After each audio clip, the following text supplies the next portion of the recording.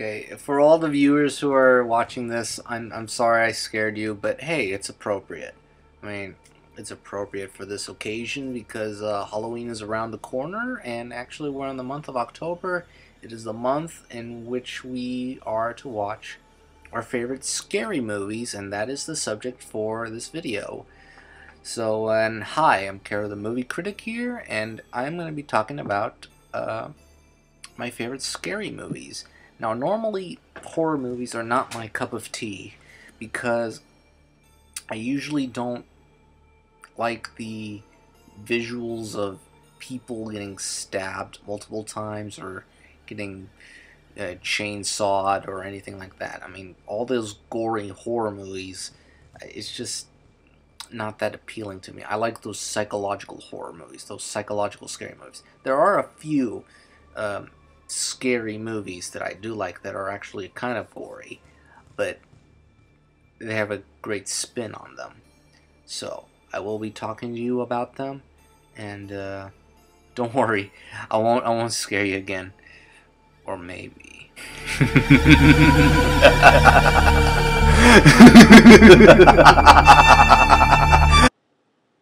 Let's do this. The first one I will be talking about, and also I won't be talking about many horror movies because of time, so I'm going to do as many as possible really quickly. So here we go.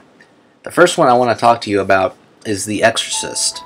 I think it's my favorite scary movie for many reasons, but for a few right now. One, boy, religion is very scary, and two, a devil possessing a little girl. Think about that. It gives you the creeps, doesn't it? I mean, even when she comments on that, and also, I mean, it's just riveting. Just one room, cold, bleak, dark. I mean, it's amazing.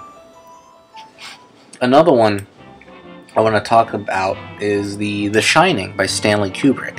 And I know that Stephen King, the author, did not like this movie initially, but later in life, I think he liked it, but not loved it. But, I mean, Jack Nicholson really steals the show, and I think Shelley Duvall, even though her over-the-top, you know, all that stuff, and her crying, but it was Kubrick trying to get her to get that little tension. I mean, it's a scary movie, especially that sequence in the maze. This really gonna give you nightmares. Another one I want to talk about is, you know, let's talk about Halloween. Michael Myers, and it's that theme. That theme gets you, and it's kind of smart about it and how they do the killings. It's really appealing. Another one, let's go with that one movie that I put my theme on in the beginning, and that's A Nightmare on Elm Street. I prefer Freddy Krueger over Jason anytime, because I will say this, that Friday the 13th movies are not my favorite movies at all. Because it's just over and over and over slashing. With this movie, Wes Craven, the late great horror director, takes a spin on those, and when you fall asleep, Krueger will enter into your nightmares and kill you. I mean, even the iconic figure of him is it's just scary, and especially that bathtub scene, that gives you the creeps. Eesh. My goodness. All right, let's go a little recent. Let's go Saw. The first one I accept as a good scary movie to watch. The others are trash. They get bloodier and bloodier. This first one is bloody, but not that bloody. But also smart as to who did it, who's behind it, who's behind the killings, who's behind the two men trapped in the bathroom. And the ending itself is really good. It's not bad at all. I mean, that's that theme song in the end. Whew, gives you the chills. Next one, let's see.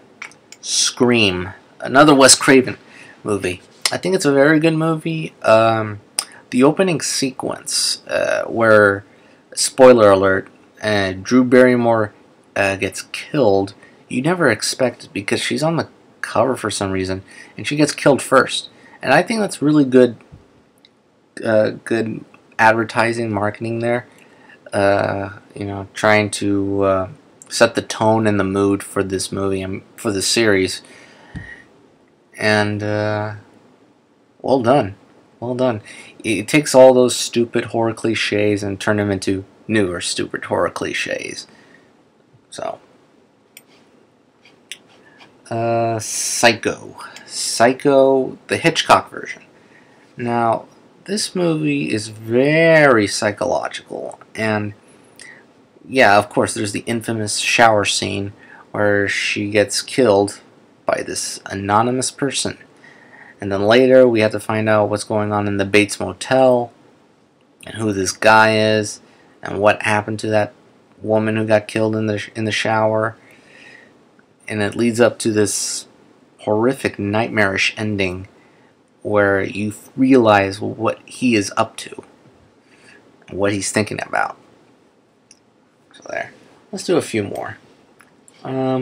Rosemary's Baby. Yes, Rosemary's Baby is a movie that I had to watch a few times to understand it, to completely understand it.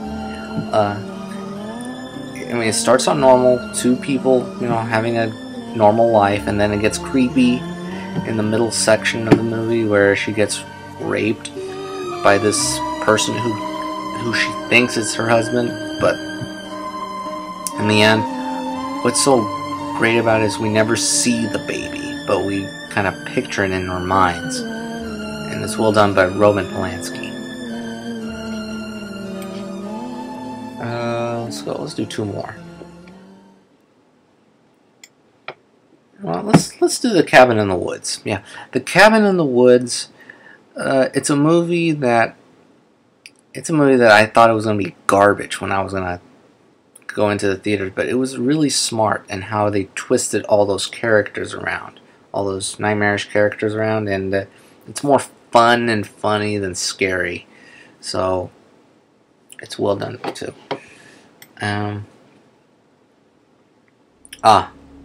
Okay. It Follows. I think It Follows is a more realistic horror movie in which it's an allegory, and it alludes to STDs, I think. So it's a teenage movie that it follows you around. Like whenever she has sex with somebody, the curse is brought onto them, and they drive crazy. And it's well done, really quiet, slow, but methodically well done. Okay, let's do our last one. Let's do... What haven't I done yet? Okay, I know which one I haven't done. Let's do the George Romero's Night of the Living Dead. Night of the Living Dead is a classic, and well, a classic by many people. I don't think it's a classic in my opinion, but it establishes a very scary mood as to what's going on in the zombie world.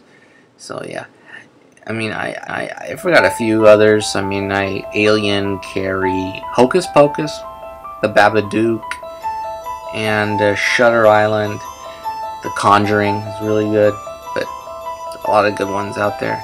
If you know any other ones, comment below, and don't get scared on Halloween, and be safe in Halloween. All right, then that's it.